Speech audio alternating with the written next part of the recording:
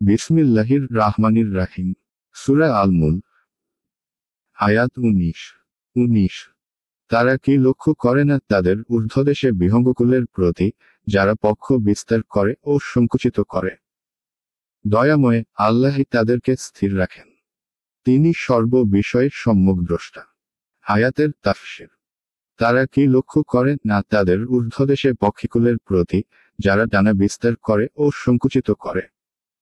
1. পরম দয়াময়ী তাদেরকে স্থির রাখেন। 2. নিশ্চয় তিনি সর্ববিষয়ে সম্যক দ্রষ্টা। 1. পাখিরা যখন হাওয়াতে উড়তে থাকে, তখন তারা পাখা মেলে দেয়। কখনো আবার উড়ন্ত অবস্থায় নিজের পাখা গুটিয়ে নেয়। এই পাখা মেলাকে আর গুটিয়ে নেওয়াকে বলা হয়। 2. অর্থাৎ কোন সত্তা এই উড়ন্ত পাখিকে আকাশে স্থির রাখেন, তাকে জমিনে পড়তে দেন না। এটা দয়াবান আল্লাহর মহাশক্তির এক নিদর্শন।